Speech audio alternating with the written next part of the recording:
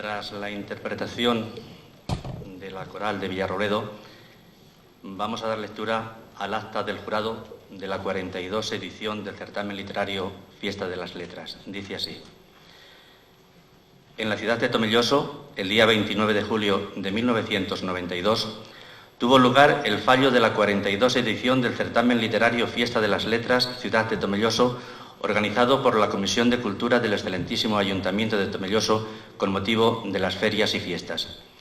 El jurado ha estado compuesto por doña Eduarda Moro, don Eladio Cabañero López, don José López Martínez, don Valentín Arteaga Sánchez Gijaldo, don José Manuel Ruiz Gutiérrez, don Tomás Casero Becerra y, en representación del excelentísimo Ayuntamiento, don Antonio Ropero Muñoz, actuando como secretaria doña Belén Galán Herraiz. El resultado del fallo ha sido el siguiente. Tema primero, premio de poesía José Antonio Torres, dotado con 150.000 pesetas y diploma, ha correspondido al trabajo presentado bajo el lema Agua escondida y titulado La rosa en el dintel, del que, abierta la correspondiente plica, ha resultado ser autor don José Carlos Cómitre Herrera.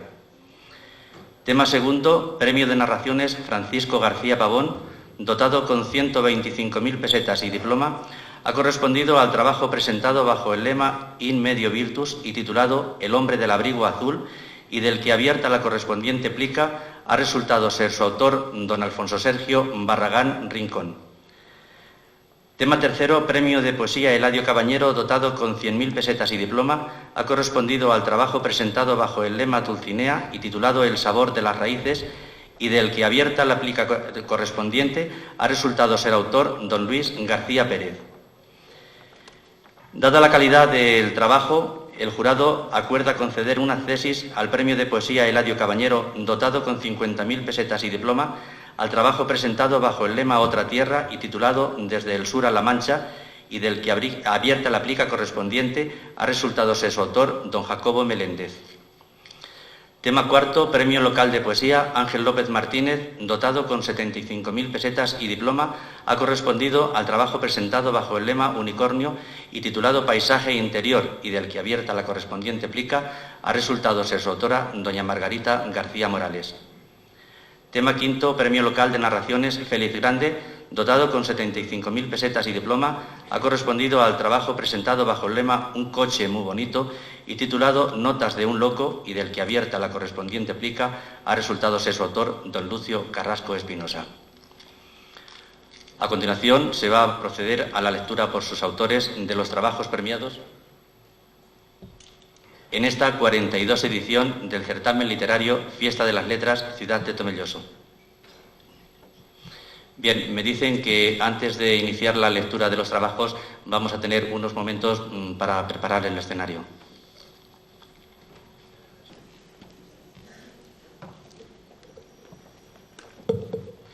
Bien, disculpen esta interrupción. Como he dicho antes, se va a proceder a la lectura por sus autores de los trabajos premiados. Premio local de narraciones Félix Grande, al trabajo presentado bajo el lema Un coche muy bonito y titulado Notas de un loco. Su autor, Lucio Carrasco Espinosa.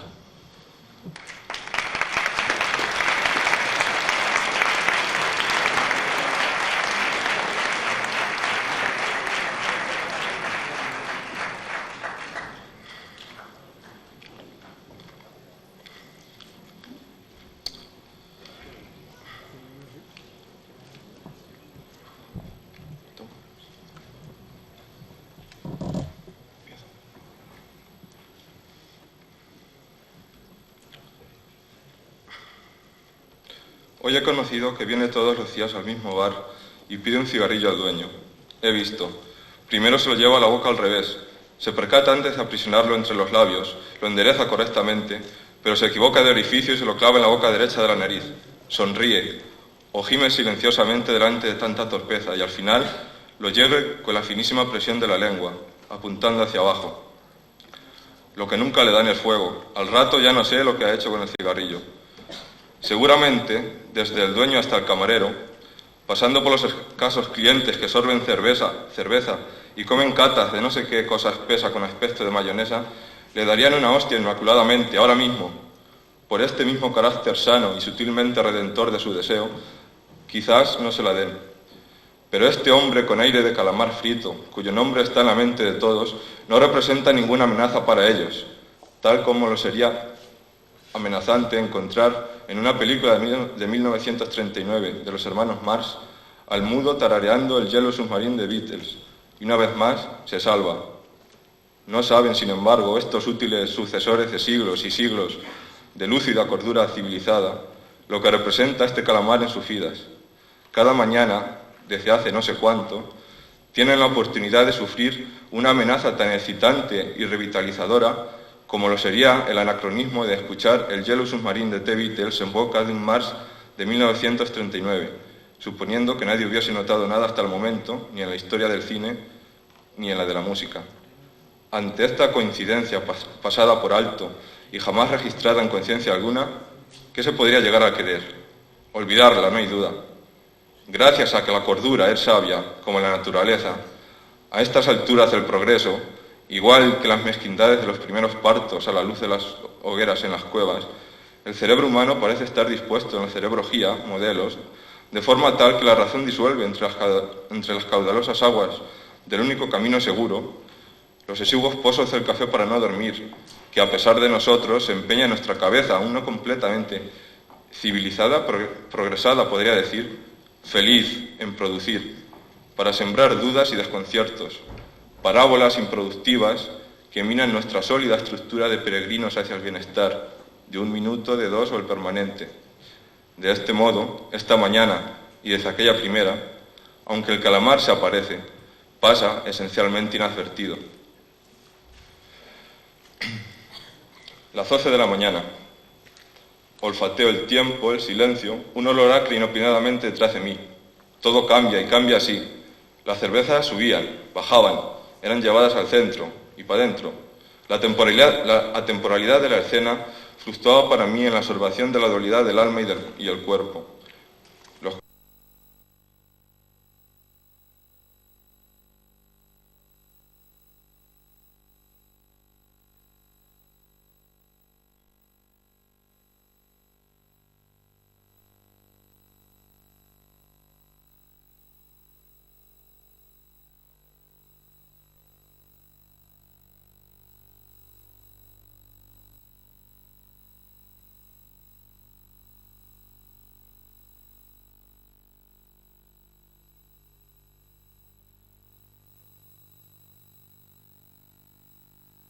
Húmedas entre los labios de una ostra adormecida en las manos de un submarinista romántico y amateur.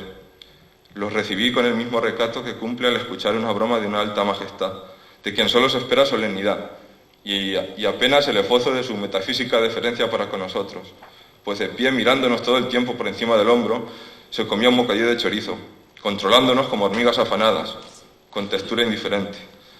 «Echa al fuego una sardina, que llegan huéspedes».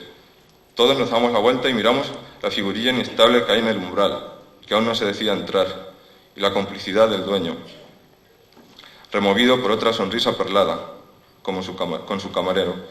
Aunque manifiesten su desagrado por la diaria visita, se aprestan a pasarlo bien y a salir del aburrimiento. Sus primeros pasos dentro del local, abstraídos del contexto, parecen de baile, y si dejasen huellas blancas sobre el suelo y más tarde éstas se enumerasen, 1, 2, 1, 2, 3, 4, intrigarían la curiosidad de algún bailarín que apeteciese descubrir nuestros movimientos, sin duda. Se bambolea de derecha a izquierda, parece que se va a caer, mas no existe peligro de ello. Sonríe estirando la boca hacia arriba, con una única pose que no varía mientras se apoya al comienzo de la barra, mirándonos. Quizá no nos mira, pues como dicen, está zumbao. Como de esta seguridad infinita no sale la perspicacia de nadie, simplemente es un juguete que se ha apoyado en la barra como un girasol, con la cabeza doblada hacia abajo por el peso. Él mismo no sabrá dónde está. Se puede comprender que no sepa yo lo que piensa, cómo y por qué habla cuando lo hace, aparentemente consciente como nosotros, pero es lo mismo. Al igual que el que hasta hace un minuto engullía chorizo, todos están al abrigo de cualquier insinuación provocativa de este hombre, que podría, si no, desmembrar su placidez. Gotean las agudezas y se le torea, va de una boca a otra respondiendo con ademanes y balbuceos, y termina en el centro de la plaza verdaderamente mareado. El estoque para otro día, se va. Aparte de mí, Parece que la brusquedad de la pantomima no se ha sentido. De no ser así, el camarero habría acudido, abandonando su bocata, premeditada inmediatamente a leer a Beckett, parafraseando el diccionario hasta delante de los ojos. ¿Qué oscura consecuencia sacaste de este breve instante que sea breve de referir? Lo sé, amiga, todavía no hemos comido nada. Tienes que tener paciencia. Mira, tú sigue limpiándome los zapatos y escucha. Oye, tío, aunque voy despacio, esta es la quinta vez que te lo cepillo. Y ya ina feo, acaba de una vez. Gánate dignamente tus breves 1000 duros que pronto te gastarás en drogas. Y no te me vuelvas a responder ni gallita ahora que voy directo a cogerme a tu chulo, ¿vale? Lo que yo he visto en ese hombre ha sido el dolor, espantosamente ridículo. Y ha temido por mí. Oh, no, Paloma, no me agradaría perder el sentido y vivir como en una nube para siempre. Abandonaría mis representaciones de cada día, mis papeles. Mi perrita Lulú se moriría de pena al ver que aquel que le lleva la comida, si es que lo hace, ya no la acaricia, ni la mima, ni la escucha cuando tiene algún sinsabor que contar. No querría dejar de ser Camilo, el bombero bonachón, ni Enrique, el estudiante, ni Camilo, el médico. ¿Te gusta Camilo, tan joven, tan guapo? Es un buen partido. Por el mismo motivo, esta mañana mi buen amigo, el escritor, me ha echado una mano cuando corría detrás de aquel loco para darle fuego. Bah, ni se acuerda del cigarrillo, tonto, me he dicho. Y te he traído lo que he escrito para consolarme, como otras veces. ¿Te ha gustado? Sí. Ah, de verdad que estás hermosa ahí de pie. Lástima que no pueda. Eres casi una niña. ¿Te ha gustado de verdad? Sí. Qué cierto que eres hermosa. Lástima de muslos y de nalgas, lástima de vientre, lástima de cara. Mañana me ha dicho Camilo que vendrá a verte. Quiérelo, que estoy por ti. Y puedo asistir personalmente al parto de cada uno de nuestros bebés. ¿Le quieres un poco? Sí. Una noche más, había satisfecho su sueño de que alguien le oyese las notas que escribía y se aprendía en su sucio piso, al margen de su cotidiano trabajo de mantenedor de parques y jardines. Lejos, muy lejos de su casa natal. Lejos, muy lejos del final de sus días, que él anhelaba cercano y tranquilo.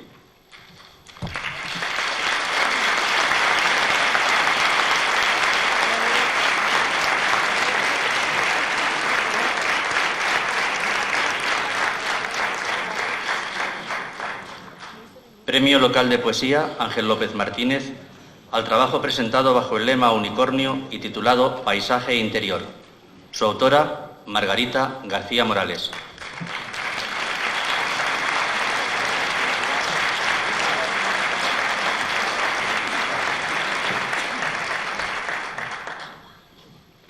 Hola, buenas noches a todos.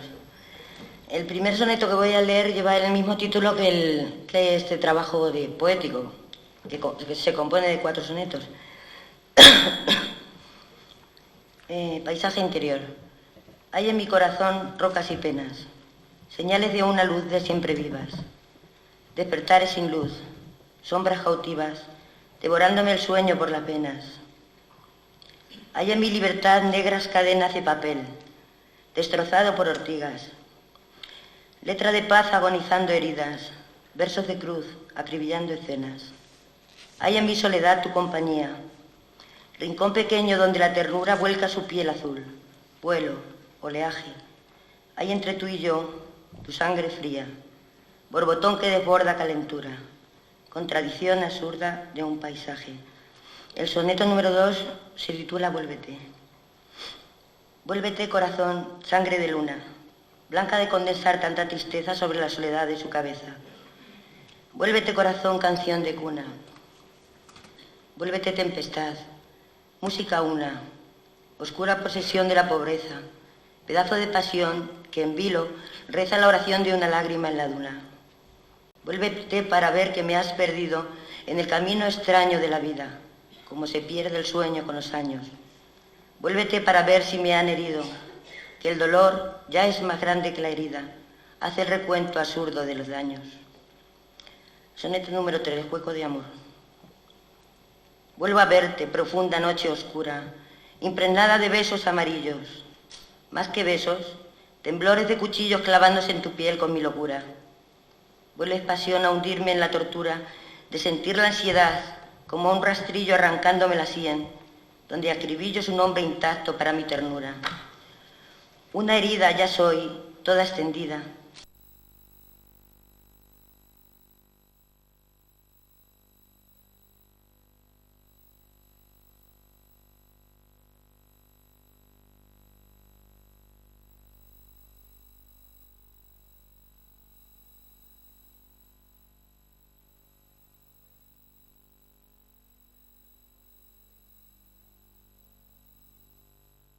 Habiendo despertar, pero durmiendo, sin un solo soñar que me confiese de tanta soledad, que me atraviese, que me dispare el mal que estoy sufriendo, vaciando libertad, que no me pese, bajando a lo más hondo de mí mismo para encontrar tan solo tu locura, rondando ya al final, para que cese esta caída eterna hacia el abismo, ciego de navegar tu sombra oscura.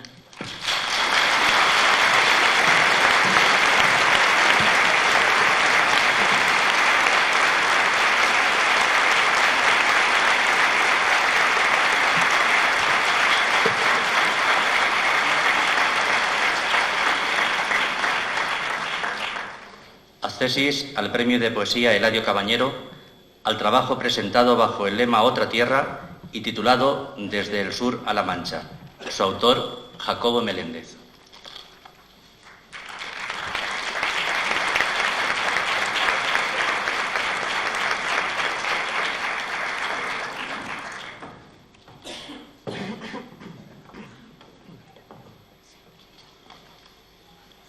Desde el sur a la Mancha. Quiñón, Chilanco, Empotro, Barja, Saque, Juan Alcaide. Pósito de la luz y de los soles, Eladio Cabañero. Alcaide, Crespo, Cabañero, dadme el verso no, quiero decir la mano, para vestir con sombra de mi cuerpo la enfebrecida soledad del campo. No puede Alcaide contestar, no importa, quedan ecos de un verso rebotando en frontones de ausencia. Los sonidos perduran en el aire ensimismado. Este sol no es el mío, porque vengo desde mi viejo sur de Marinardo a ver la mancha abierta, dudo, rombo, falsos papeles con palabras, cargo a hombros con mi sino de viajero, la antigua petulancia de los astros, abrillanta mis huellas que se pintan, ¿para quién? Para nadie, sobre el llano. No entiendo mucho sin vosotros. Mueren de tanta anchura los caminos. Claro es el programa y fácil cada tema. Muletas para el cojo de mi canto he de buscar. Bien sé que no reniego de las altas alondras de mi espacio, pero se enciende mi retina amiga del vuelo sensitivo de otros pájaros. Azul de niño bueno tiene el cielo, el azul diferente que he dejado en mis días de ayer tasa de pronto lo que valgan mi ruta y mi cansancio. Eras, pozos, molinos, cementerios, penumbras de bodegas, soberano esplendor vinariego que regala su nativa inocencia trago a trago. La mancha, sí, la mancha, solo imagen de un sueño entre los trigos. Exiliado se siente el corazón que siempre tiene 100.000 razones de saberse náufrago. Álbum de claridades con estampas miniadas por el tiempo que ha logrado fijar figuras de la tierra ardiente que con miedo de herir yo voy pisando. Serena, franca, fuerte, torturada, la mancha espera el esencial milagro de la ser redimida. Cruz, sequía, talla en madera de dolor sus brazos. El aire mima la cardencha y vence la verdosa clausura de los pámpanos. Mientras penan los predios, como penan los hombres de una cárcel, aguardando un indulto de lluvia, la cal finge amorosa blancura y el arado respeta entrañas de la gleba suya. Canciller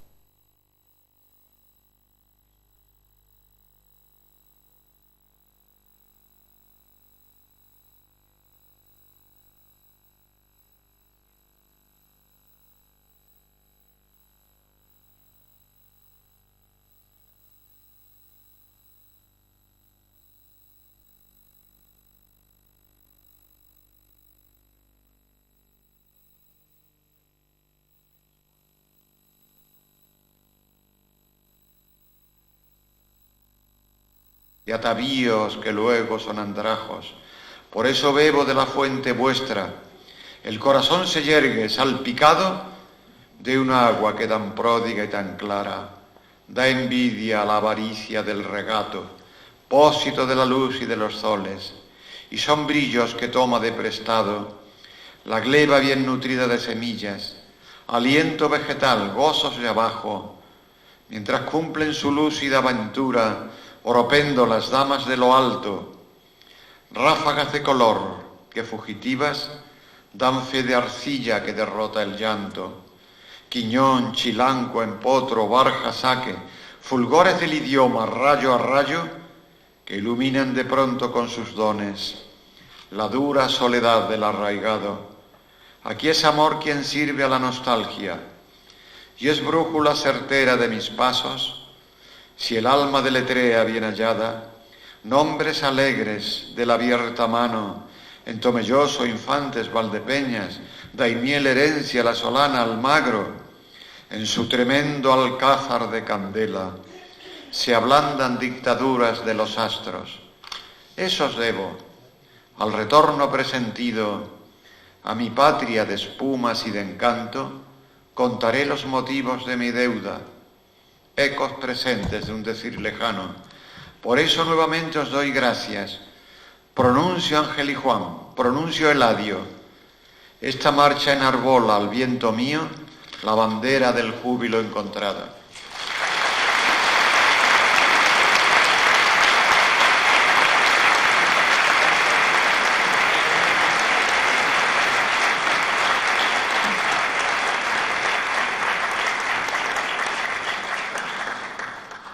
Premio de Poesía Eladio Cabañero al trabajo presentado bajo el lema Dulcinea y titulado El sabor de las raíces. Su autor, Luis García Pérez.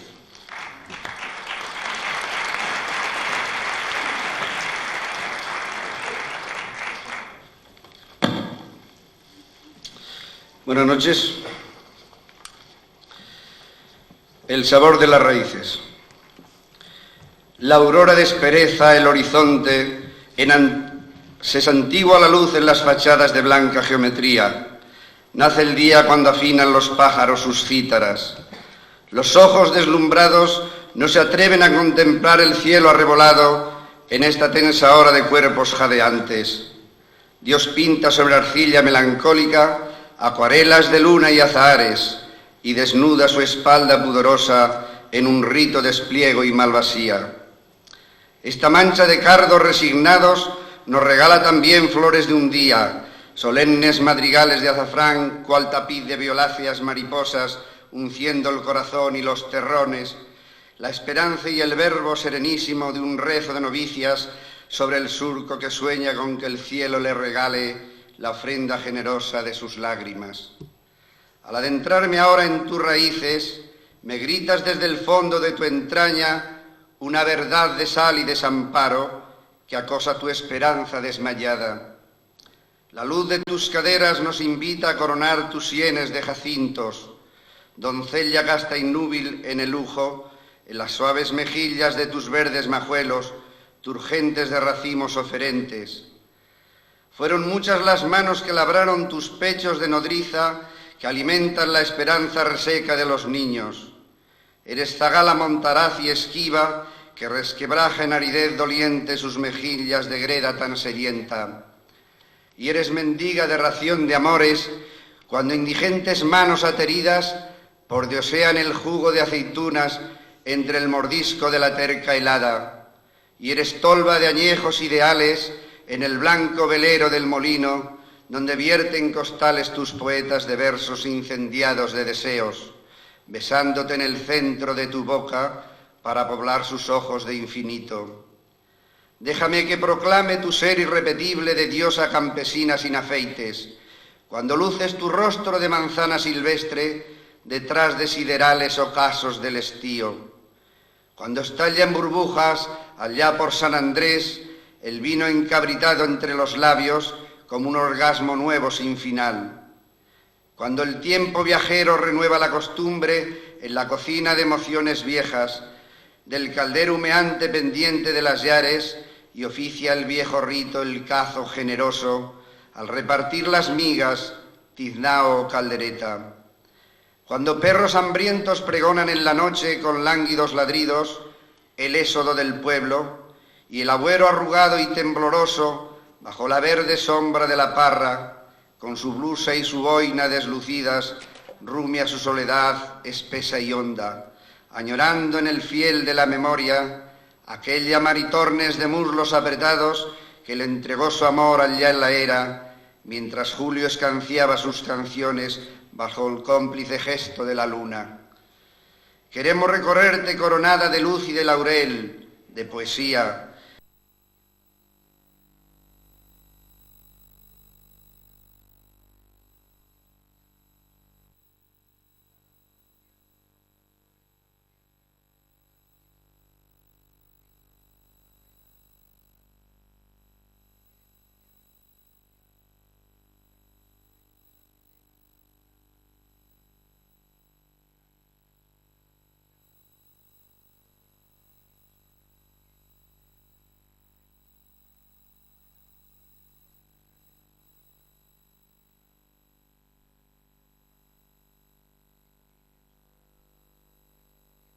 Rostro de arco iris, el corazón izado en lo más alto, meridional el beso, firme el canto sobre la plenitud de tus altares. Aquí, bajo este templo de la manchega noche, queremos proscribir tus soledades, para que el cielo azul, como una oltenia, rojiza pedrería, racimos de luceros, disipen cualquier sombra exhausta de ternura.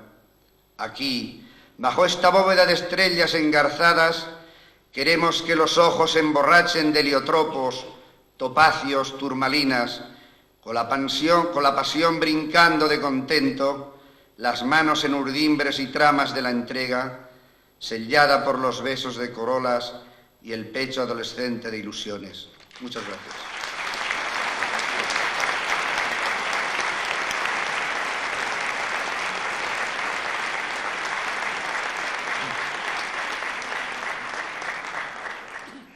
Premio de Narraciones Francisco García Pavón al trabajo presentado bajo el lema In Medio Virtus y titulado El hombre del abrigo azul. Su autor, Alfonso Sergio Barragán Rincón.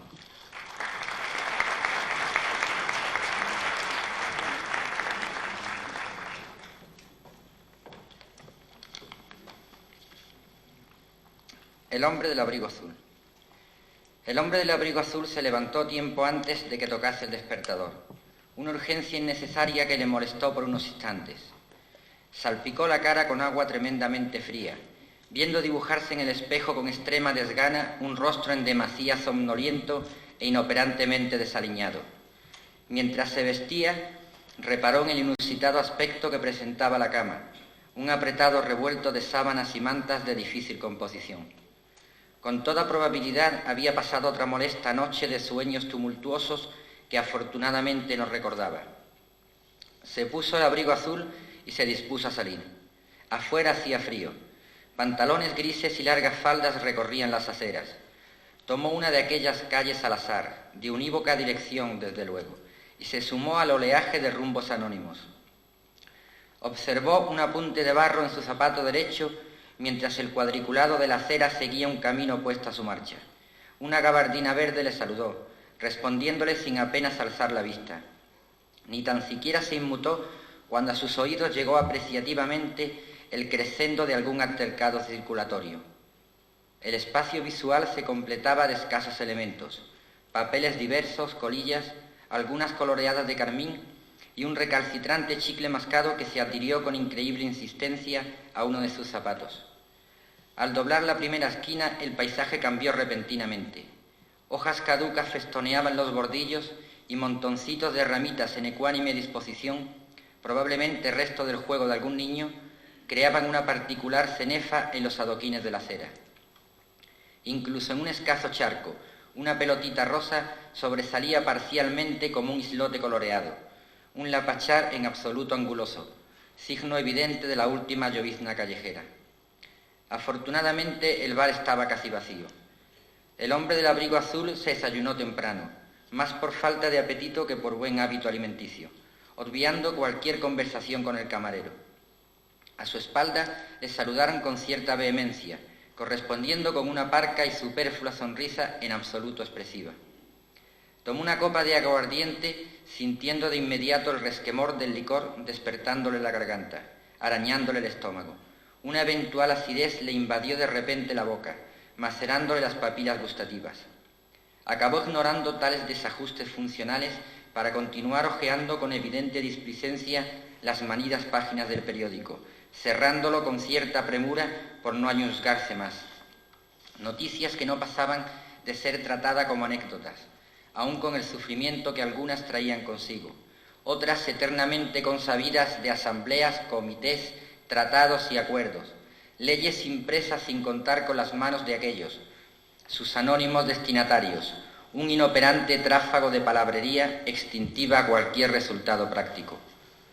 Le molestó como de habitual la estúpida presuntuosidad de los mismos proclives y endiosados columnistas, envueltos en la capciosa túnica de la benevolencia y compasión. Siempre los mismos ojos uncidos al ramaje, allí donde engruesan los problemas sin sustancia, sin querer ver más abajo de la raíz, donde subyace la tierra y los nutrientes. Antimilitarismo radical, ecologismo paralelos, virtuales escándalos políticos inoperantes y represión. ¿Qué represión? La de no poder ser uno mismo, la de tener que aferrarse a paradójicas vías técnicas, la de tener que someterse a las leyes de una desaforada sensibilidad como una moda impuesta a ultranza, la de tener que seguir siendo un macrochips unido ineluctablemente a los hilos conectores de la gran máquina económico-mercantil del siglo XX. Pagó apresuradamente y se marchó. Ya en la calle, el hombre del abrigo azul suspiró de alivio. Volvió al paisaje críptico del acerado, encontrándolo esta vez escrupulosamente limpio. Observaba con meritoria curiosidad zapatos de tacón alto, delicadas pantorrillas incitantes quizás, otras extremadamente varicosas, medias negras, otras más claras, calcetines rayados, otros lisos, algún boto campero y deportivos. Por el número y variedad del calzado, constató en palmaria deducción lo concurrido de la calle. El hombre del abrigo azul dudó entre dos direcciones. Al final decidió sin aspavientos que no estaba para encerrarse entre guarismos y saldos, optando por el recogimiento de su habitación. Cuando se encerró allí conectó al equipo, se fijó en lo amarillento de las paredes. Sin duda necesitaban una buena mano de pintura. Sin duda fumaba demasiado. El hombre del abrigo azul se encogió de hombros y se despojó de la prenda. Sonaba Korsakov, Sherezade. Tomó un montón de libros e intentó dedicarse con unción al estudio. Nada más pasar 2 o 3 páginas encendió un cigarrillo. Con la primera vedeja que ascendió en inútil jeroglífico se le quitaron las ganas de estudiar. Consultó el almanaque. Aún le quedaban 5 meses para la oposición. Luchó brevemente con la irreverente decisión de salir de nuevo, pero un acendrado instinto de liberación le advirtió de la necesidad de libertad, de exonerarse de la asfixia que la ahogaba. Se puso el abrigo azul y tomó las llaves del coche. Con destreza circulaba por el carril, esquivando baches pero acelerando cuando se acercaba a algún charco para ver las esquirlas de barro asperjarse contra el cristal, dejándose llevar por esa sensación provocativa de insolencia comedida. El hombre del abrigo azul fue bien recibido por el perro en cuanto bajó del vehículo. Liberó al animal de la cadena y vio con agrado cómo éste salía corriendo en pos de su efímera libertad. Ahora la reciente besana le mostraba su inconexa superficie rugosa e impremeditadamente exenta de cualquier indicio de concreción. Dejó divagar sus sentidos por el barbecho, contrastando su aparente inutilidad junto al apenas incipiente trigal enseñoreándose de verde, marcando el límite de una profusión plétora en mieses. A lo lejos, donde el labrantío se difuminaba alindándose junto al arisco arroyo seco, el fragor del monte emergía entre aulagas y encinas. Adoraba aquel recio verde oscuro escindido de veredas y abras, una acotación versátil de constante renuevo. El aire plácido y somero le produjo una agradable sensación de soledad, sin más testigo que la exuberancia variopinta de la tierra. Incluso le desagradaron aquellos cavacotes que alindaban el plantío por la certeza que expelían a proximidad humana. El perro lo miraba de hito en hito, como animándole a un poco expedito regusto por el entorno. Olisqueaba atento los basamentos de una ruidosa alquería. Inquiría curioso los cavacotes, quizá incrédulo de su procedencia humana. Daba veloces carreras por entrediños y cercas. El hombre del abrigo azul comenzó a sentir cierta tristeza al rehuir sus ojos el agreste paisaje para fijarse en el blanco desparramo de casas y aleros pardos de la ciudad. Se sentó en un somero tillo junto a un morillo, centinela de nadie. Entre sus piernas, el perro solicitándole caricias y halagos. Aquella prospección metódica del animal le había causado un anómalo y ambiguo sentimiento. Se preguntaba por qué a él no le interesaba ya lo cotidiano, el porqué del hastío atroz que reseguía por su cerebro. Estaba harto de un mundo de gestos estériles, cansinos, vacuos hasta lo indecible. Había rebasado su propio límite de entendimiento. Había perdido la capacidad de asombro necesaria para subsistir. Hubiese querido que cada detalle cotidiano le llamara la atención de nuevo, lo obligase a olerlo, a tocarlo, a intentar descifrar su consistencia, a adivinar su arcano mensaje. Pero hasta el perro había dejado de insistir en los pequeños obstáculos del terreno para solicitar sus caricias, y seguía entre sus piernas buscando el frágil y poco convincente apoyo de sus manos.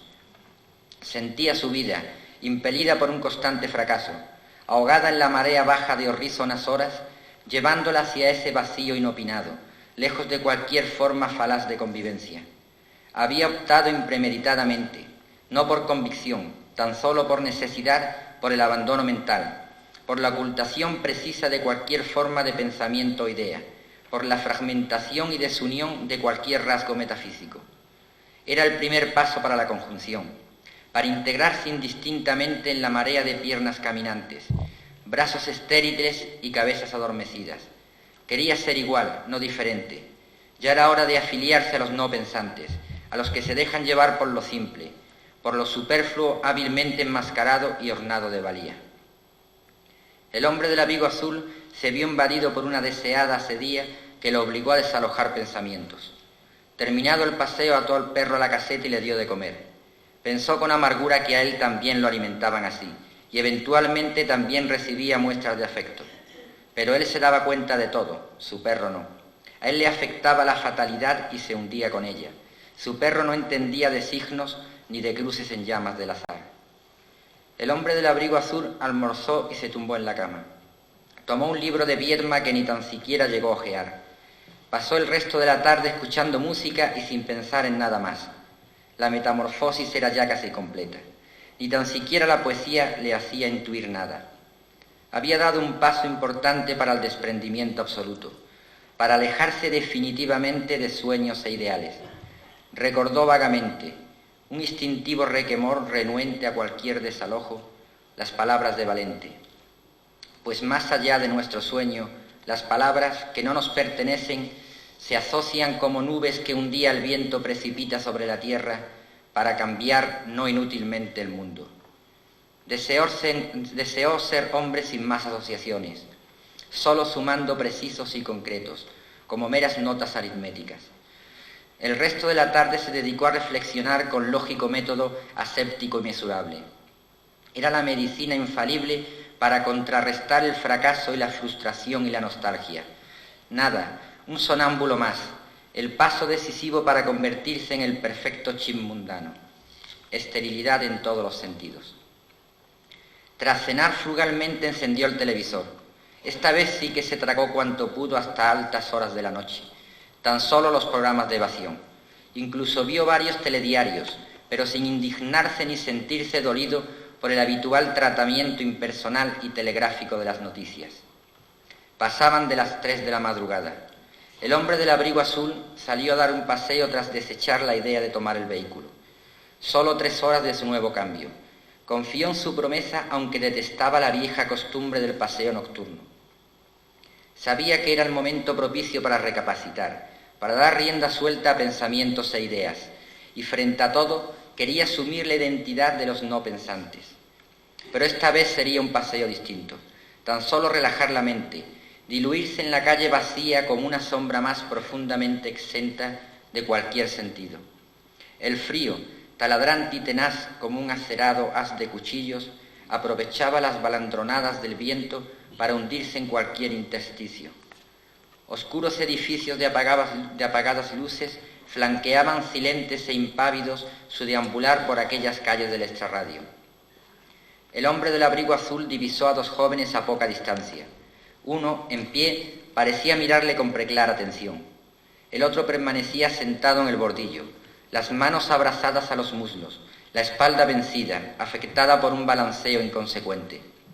Se dirigió hacia ellos sin ninguna vacilación. Con seguridad, en otro tiempo los habría evitado. Próximo a rebasarlos, el que permaneciera en pie se le aproximó, obstaculizándole el paso. En su mano derecha coruscaba un objeto metálico de palmar y identificación. A la tenue luz de la luna, el hombre del abrigo azul se limitó a golpear con la palma de la mano el pecho del individuo, sin intención alguna de agresión, tan solo un impremeditado gesto de desentendimiento total. El hombre del abrigo azul continuó calle abajo sin más indicios de afectación. Los dos jóvenes lo miraban marchar sin poder sacudirse de encima el estupor. Apenas se alejó una veintena de pasos, se volvió. Vi a los jóvenes, aún inmóviles, como rígidas estatuas de alabastro, bañados en patético asombro y luz lunar. El que continuaba sentado en la acera comenzó a temblar aún más ostensiblemente. Se acercó a él. Puso su mano en el hombro del muchacho, presa de una abstinencia difícil de disimular. Se quitó el abrigo azul y cubrió con él sus espaldas. Encendió un cigarrillo, no sin antes poner otro en los trémulos labios del joven. Se alejó sin pronunciar palabra. La noche pareció romperse inexhaustible en los oídos del hombre sin el abrigo azul, mientras fumaba apoyado en la barrera del paso a nivel. Ni siquiera notaba el aliento gélido de aquella hora que se le antojó nocturnamente impropia. Pasó estrepitosamente un tren de pasajeros, escasamente encendidas las luces de los compartimentos, algún rostro velando la noche, mirando curioso tras los cristales. El hombre sin el abrigo azul se sentía agradablemente invadido por una extraña sensación de abandono, de laxitud anclada en una tesitura indefinible. Sopesó la evidencia de que a veces la realidad aparece insoslayable, y la soledad no puede aferrar sus garras aceradas cuando la carne se espacia y adelanta a cualquier impresión amarga del destino. Sintió un poco de frío. Mañana compraría otro abrigo. Dudó un instante sobre si debería cambiar de color. Al final se decidió por el azul oscuro. Seguía pareciéndole un hermoso color a pesar de todo.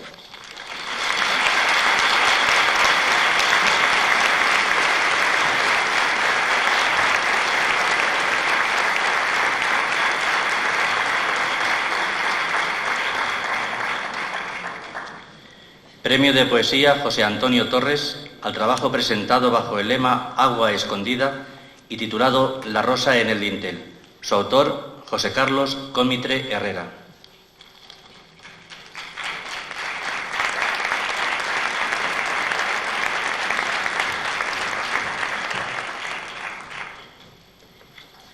Buenas noches.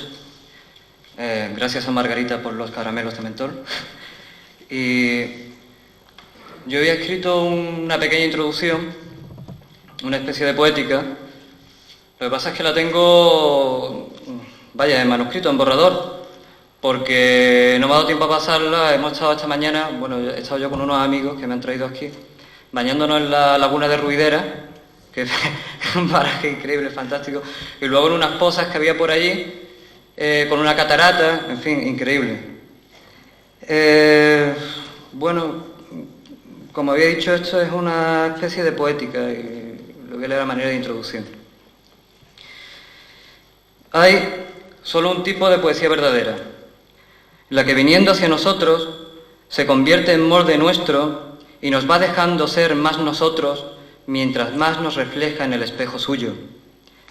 Nos fabrica a partir de la imagen en la que nos crecemos y allí nos deja solos, imagen contra imagen de nosotros, un poco mejores, un poco más libres de nuestra propia suerte, es decir, aquella que suprime de nuestra raíz más profunda el temor de ser. Porque la poesía verdadera nos va soltando el miedo de no reconocernos en el mundo, que es lo mismo que no reconocernos en nosotros, que no reconocernos en la ley. Pues la ley es el todo, y ese todo es el rostro que al final cubrirán con nuestra propia sombra. La poesía verdadera va soltando la cuerda del miedo lentamente en el pozo sin eco de nuestra voz cortada, y en su fondo descubre nuestra imagen y nos descubre el agua, y de este descubrimiento surge viva la voz, y el eco que la acompaña nos prolonga y nos confirma. Cada palabra de este modo pronunciada es una fórmula mágica, una invocación, una oración, un jardín en el límite de nuestro entendimiento y un pájaro eternamente cantando en el centro de este jardín sobre esa fuente que es alma y conciencia de un Dios. El poema se titula La rosa en el dintel.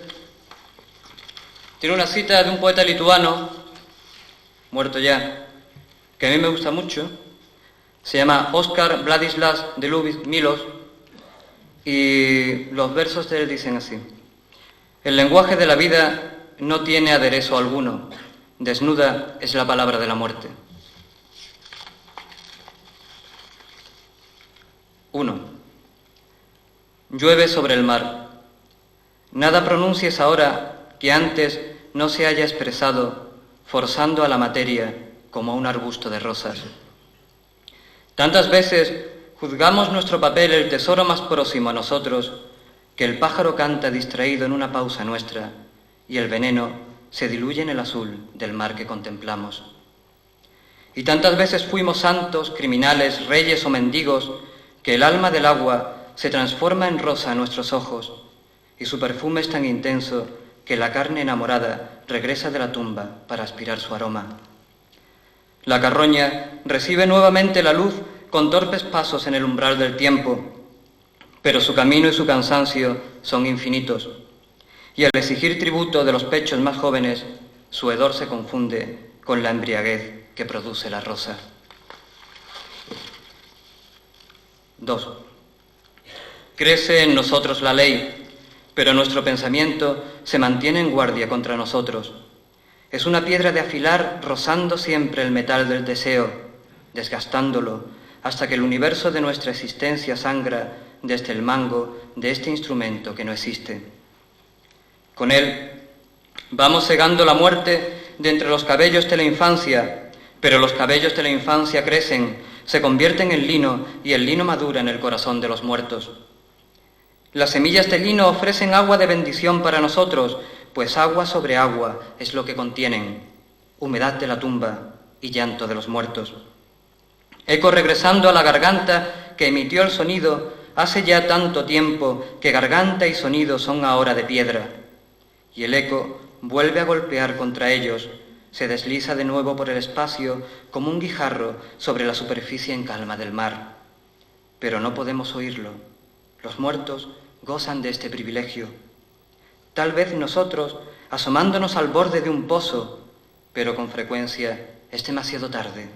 El pozo se transforma en jardín y en el jardín alguien semejante a nosotros contempla una puerta en cuyo dintel la imagen tallada de una rosa se destaca. 3. Llueve. Un ladrón se interna en el jardín para robar su propia alma. Todo milagro exige una brillantez inmediata, una brillantez de hojas bajo el sol y de piel entre luces y entre sombras, y el éxtasis provocado por la hiedra que trepa sobre las columnas que sostienen el dintel tallado con la rosa. No mires hacia atrás. Al reloj de sol que existe en el jardín lo oculta tu propia sombra.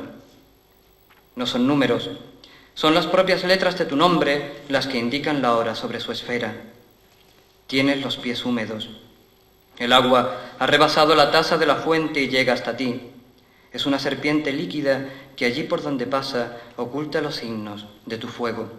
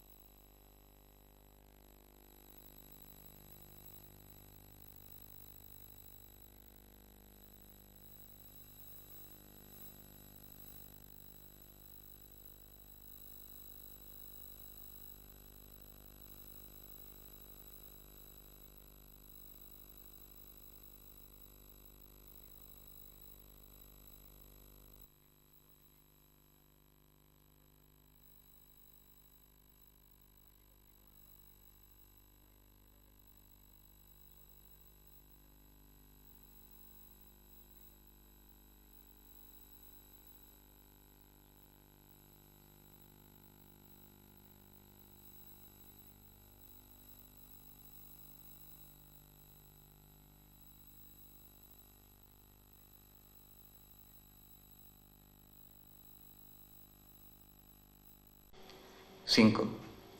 Llueve sobre el jardín efímero del mundo y llueve también sobre el corazón eterno de la rosa. Un momentito. Al final, si se me permite, hay un apartado que es Certamen de Poesía Joven, Ciudad de Tomelloso. He estado leyendo esos poemas y me parecen preciosos, ¿no? Y creo que alguien debería leerlo. Me parece que tienen algo que es fundamental en la poesía, y es el no decir absolutamente nada más de lo que se debe de decir. Son poemas muy concisos y para mí, desde mi punto de vista, muy densos y altamente líricos. El primero se titula Solo en el parque, y María del Rosario Pérez Ruiz, de 13 años.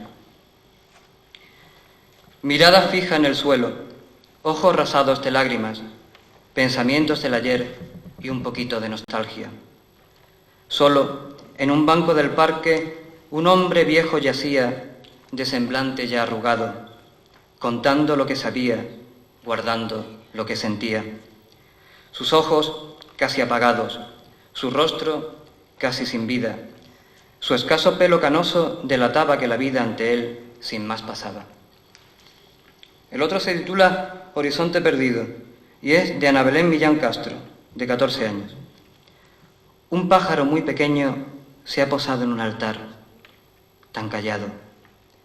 Recordaba así a su dueño, ya no lo puede encontrar, y volando en su busca va, pues horizonte no halla, y llorando su cuerpo agotado está, mientras su corazón calla, cede el llanto.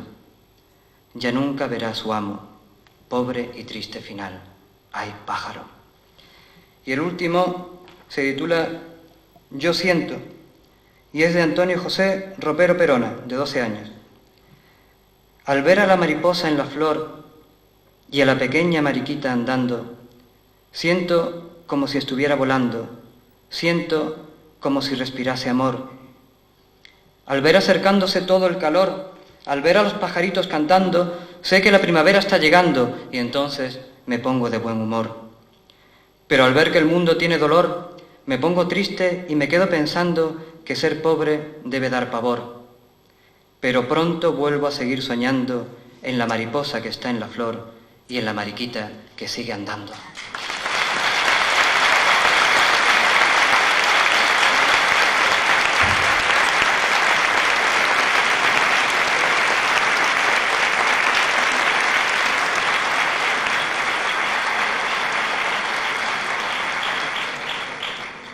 A continuación, y por el mismo orden de lectura de los trabajos, el alcalde de la ciudad, don Javier Lozano, va a hacer entrega de los premios a los autores galardonados. Por favor, tenga la bondad el señor alcalde de subir al escenario. Lucio Carrasco Espinosa, Premio Local de Narraciones Félix Grande.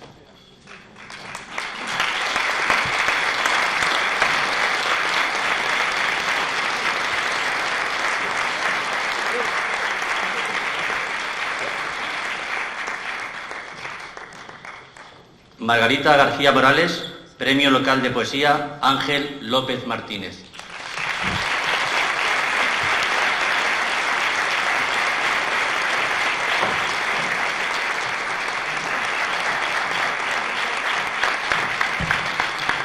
Jacobo Meléndez, accesis al Premio de Poesía Eladio Cabañero.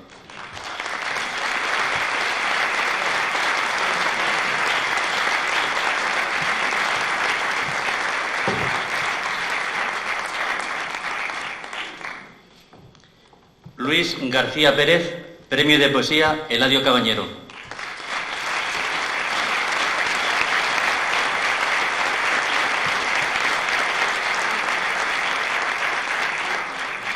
Alfonso Sergio Barragán Rincón, Premio de Narraciones Francisco García Pavón.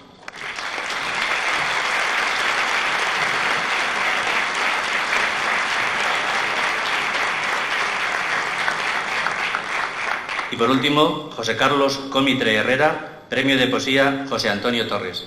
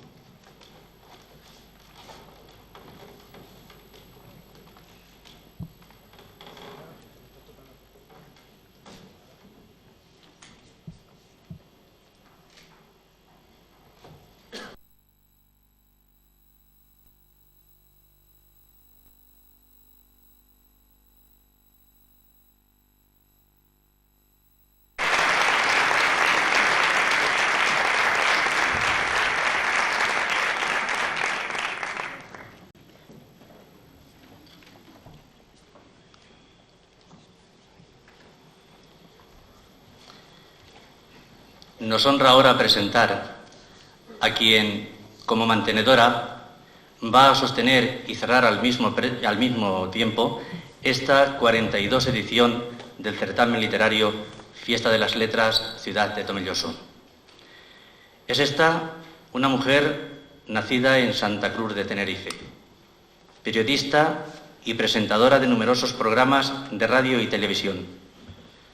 Pertenece desde 1980 a la redacción central de los servicios informativos de Televisión Española y, entre los numerosos programas de radio y televisión que ha dirigido y presentado, destaca el programa Debate El Espejo, que actualmente se emite en la 2 de Televisión Española.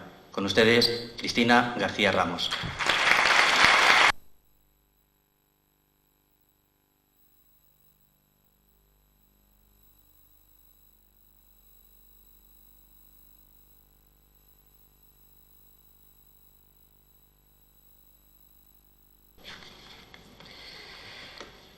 Señoras, señores, buenas noches literarias sobre todo, y gracias, antes de seguir adelante, a los organizadores de esta nueva edición de la Fiesta de las Letras por su invitación que me permite estar esta noche aquí con ustedes. Una invitación que acepté con tanto miedo como ilusión, y vaya esta honesta declaración de principios por delante. Miedo a saber estar a la altura de tantas figuras ilustres de la literatura que me precedieron aquí en esta misma tribuna. Ilusión al mismo tiempo por participar en una velada con tanta tradición y solera como esta que nos reúne. Me alegraba poder compartir la ilusión de los premiados que acaban de ver reconocido su esfuerzo y su valer, y me tentaba también la oportunidad de conocer estas tierras tan cargadas de vocaciones literarias. Para los españoles de otras comunidades, como es mi caso, La Mancha y Tomelloso son obligadas referencias en nuestra literatura. No en balde fue en los campos manchegos, donde la vida se refleja en toda su utopía y en todo su realismo, donde el gran ingenio de las letras puso a cabalgar a Don Quijote y a Sancho.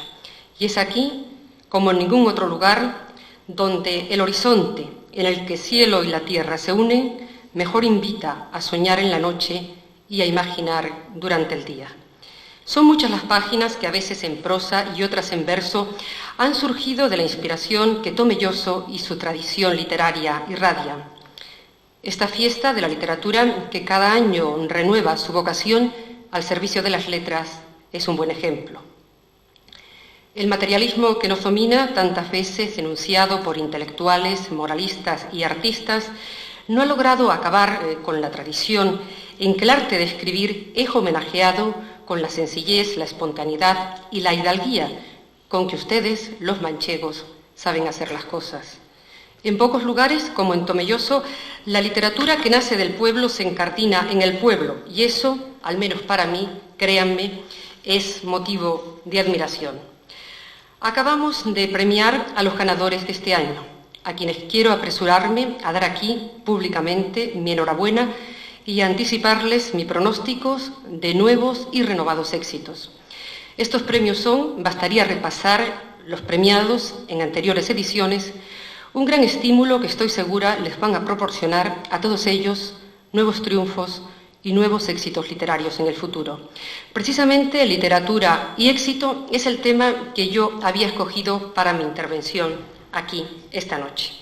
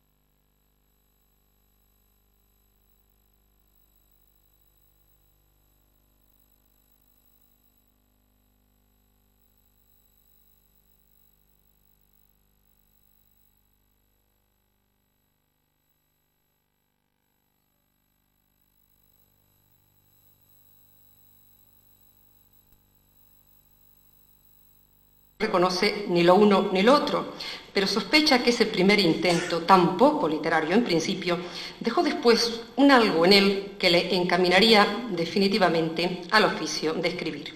Un escritor puede estar escondido en cualquier parte y de allí saltar a la fama, frecuentemente con el espaldarazo de un premio literario. Esto es lo que pasó, por ejemplo, hace un par de años, cuando, ante el asombro de crítica y público, un joven kiosquero parisino ganaba el prestigioso premio Goncourt con Los Campos del Honor. Mirando hacia casa, lejano está ya el tiempo en que el romántico Larra lanzó su conocida frase de reproche. Escribir en España, decía Larra, es llorar. Una queja que ponía en evidencia la difícil situación del escritor de la época y la escasa dedicación que se prestaba entonces a la lectura. Hoy, en nuestro país, publicamos mucho. Cerca de 40.000 nuevos títulos invaden cada año el mercado y continuamos leyendo muy poco. Esto sí que es cierto. Un amigo librero, dueño también de una pequeña editorial, me hacía estas cuentas. Cualquiera de nosotros puede ir hoy a una librería y si quiere elegir un libro para leer, tiene nada menos que 150.000, entre 150.000 realmente y 175.000 títulos vivos en catálogo, a los que hay que añadir las novedades que cada año llegan a las librerías y que, descontando publicaciones oficiales y administrativas, pueden calcularse en 20.000 nuevos títulos. Entre unas cosas y otras, cada librero puede recibir nada menos que 100 novedades al día.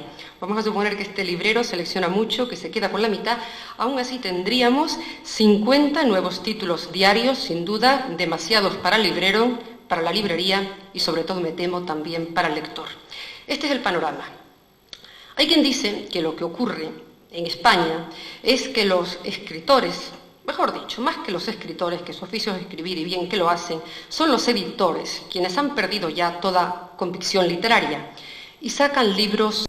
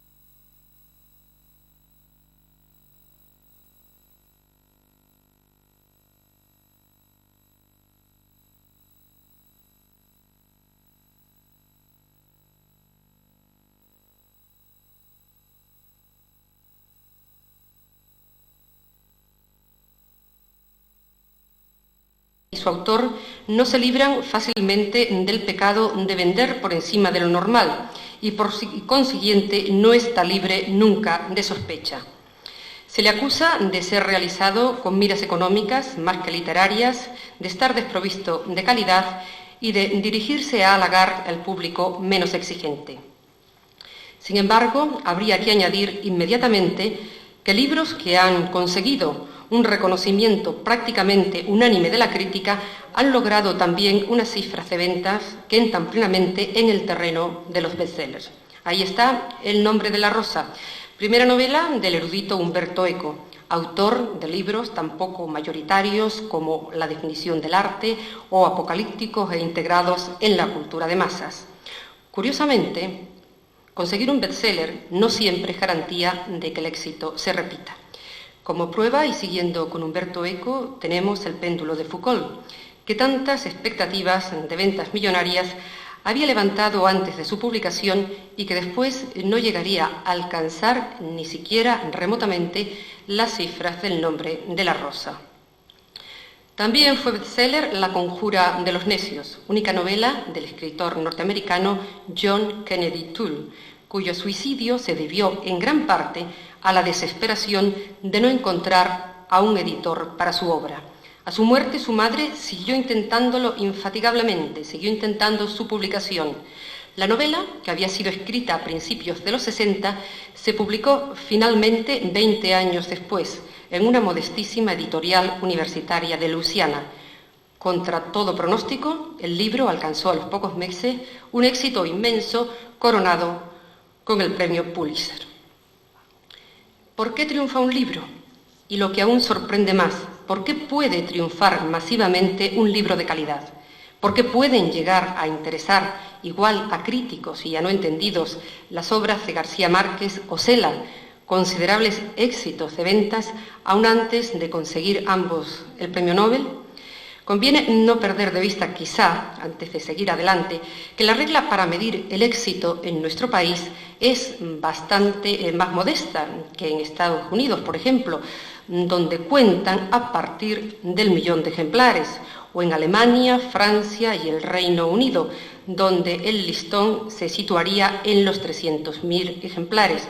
Siguiendo con países de nuestro entorno, como Italia, por ejemplo, aquí incluso se situarían algo más, 350.000. Como vemos en el caso español, estamos nada menos que en la 10ª parte.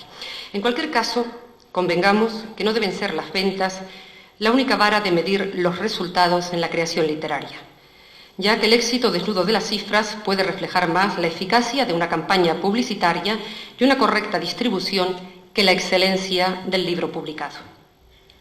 En Estados Unidos se realizan frecuentes estudios de mercado para averiguar qué tipo de libros, especialmente de novelas, gusta a la gente, y con datos sobre la mesa se trazan las líneas maestras de lo que se espera sea un futuro éxito de ventas.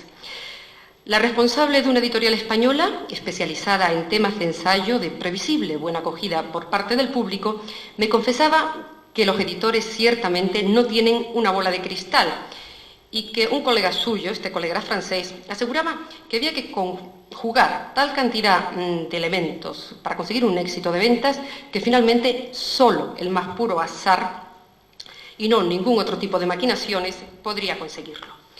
Pero lo cierto es que los editores continúan intentándolo. Lara, el presidente de Planeta, que es un genio para estas cosas de negocio, dice que hay escritores que escriben muy bien, pero que no tienen temas, y otros que tienen temas, pero que no saben escribir.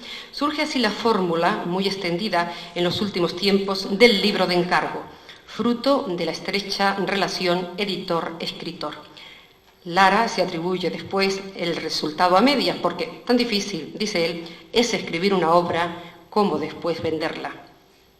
La temática de los libros de éxito puede ser tan variada como sean las preferencias del mercado, porque en última instancia no es el tema en sí, sino el público el que hace el bestseller. Se sabe, eso sí, que las grandes emociones, el llanto y la risa son ingredientes del éxito, que el amor, el odio y las pasiones desatadas venden hoy igual de bien que vendieron siempre. Antonio Gala me dijo en una ocasión que él cuando escribe apunta siempre a la diana del corazón, aunque no sabe exactamente cómo lo hace. Corín Tellado dice que cuando escribe lleva publicadas más de 4.000 títulos de novelas de amor, busca las emociones y que un punto de erotismo, eso sí, no muy explícito, ayuda. Ella me confesaba que, me lo decía en un programa de televisión, que se encariña mucho con sus personajes.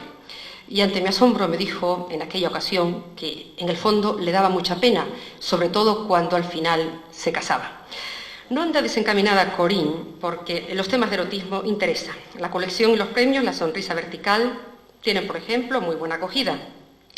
Almudena Grandes, que rompió esquemas y tiradas con las edades de Lulú, hablaba hace escasas semanas en los cursos de verano de la Universidad Complutense y explicaba que cuando escribes te dejas llevar por los personajes y cuando empiezas a sentir que tiran de ti es cuando te encuentras en el buen camino. En ese momento es cuando la historia empieza a valer la pena, aunque a veces los personajes pasan factura. ¿Qué se lee hoy? ¿Qué interesa a los lectores españoles? Regularmente aparecen en los medios de comunicación las listas de los libros más vendidos.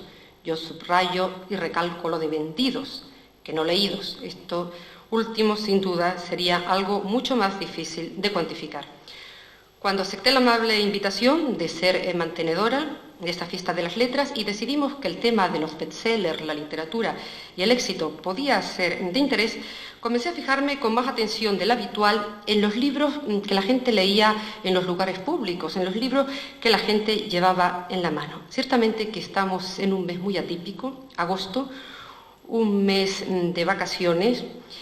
Y en esto de las lecturas ocurren, bueno, cosas absolutamente dispares. Hay quien se pasa a lo largo del año recopilando una serie de libros y dice, bueno, cuando llegue el verano me voy a leer esto y esto. Y luego, la verdad que disciplinadamente emplea gran parte de su ocio, de su tiempo de vacaciones, en leer esos libros que ha escogido con mimo y con cuidado a lo largo de todo el año.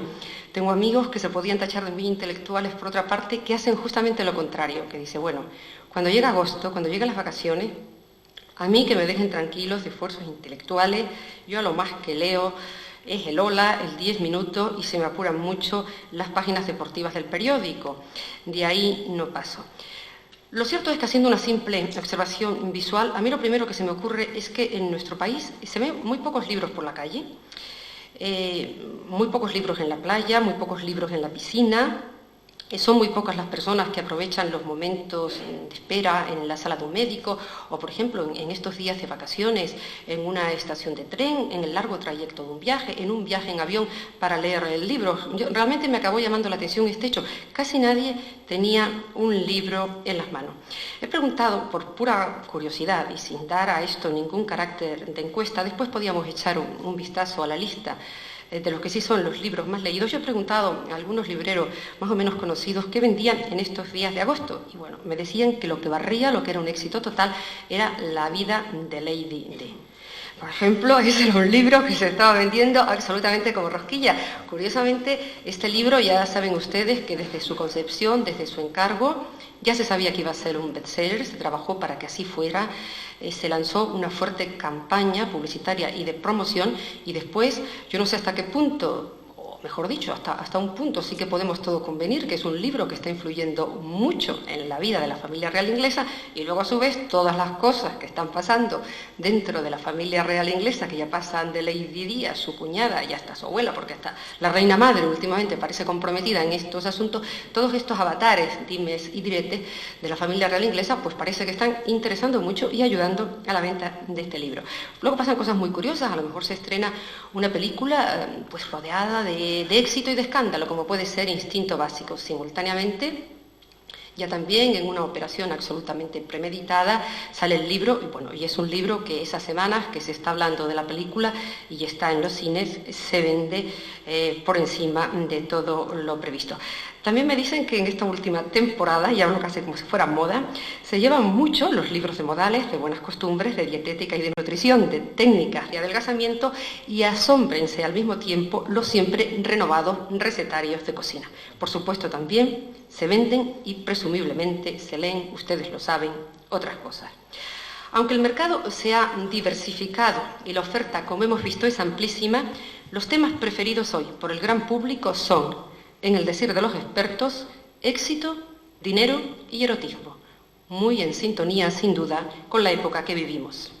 Se venden bien los libros de divulgación, sobre todo historia, las biografías de personajes actuales, los ensayos, yo llamaría light, y esto es algo que remarcan algunos editores, se venden bien los libros escritos por mujeres y los libros que tienen a la mujer y a sus problemas como protagonistas.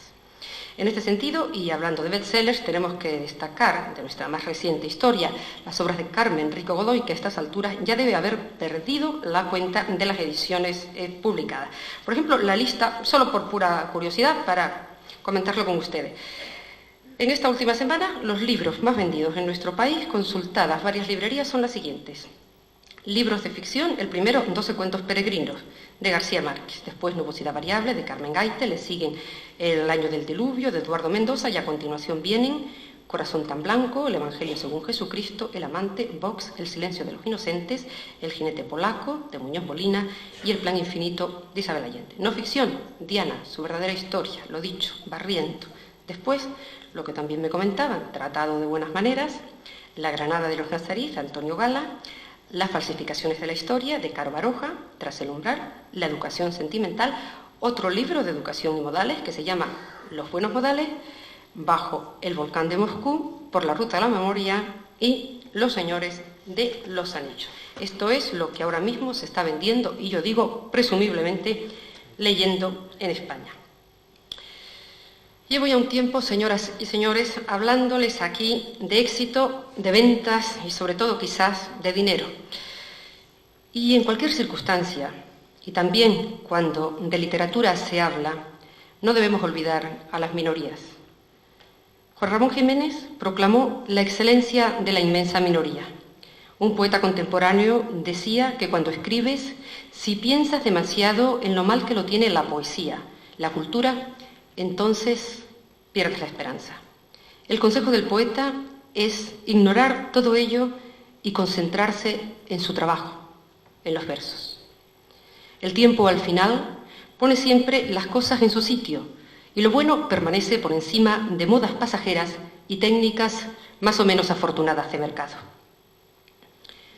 Escribir puede ser un placer, una necesidad o la única forma posible de acercarse a la vida.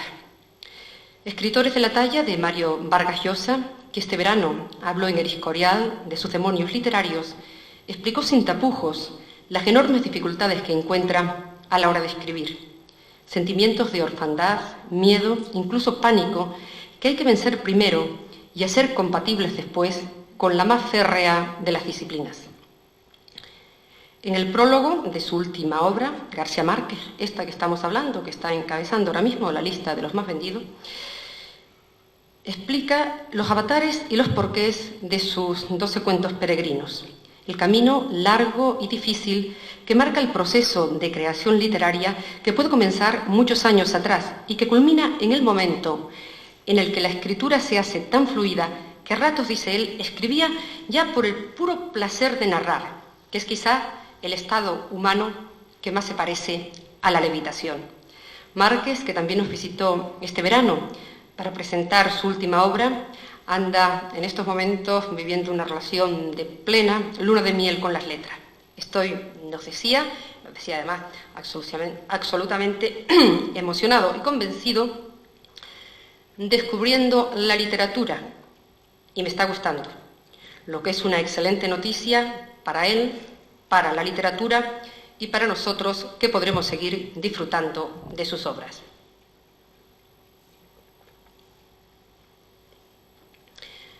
He querido compartir con ustedes estas consideraciones acerca de lo que pueden ser literatura, éxitos y bestsellers, ya que los expertos coinciden en que no hay reglas para alcanzar el éxito.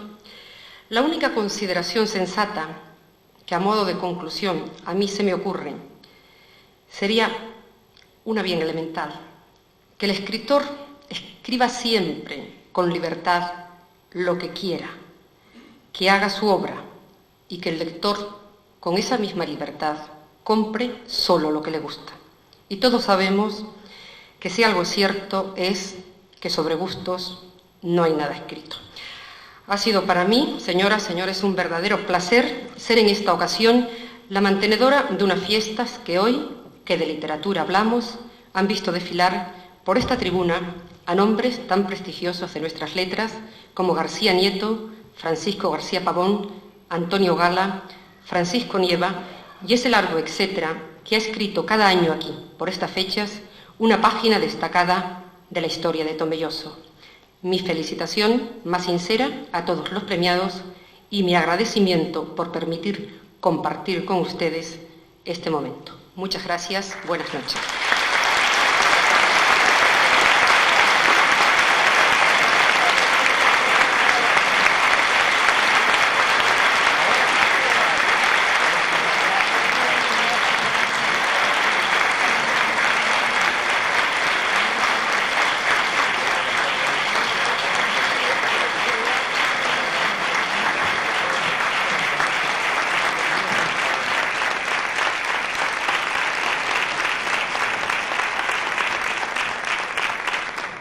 Bien, tras la magnífica intervención de nuestra mantenedora Cristina García Ramos, damos por finalizada esta 42 edición del certamen literario Fiesta de las Letras. Muchas gracias de nuevo por su presencia.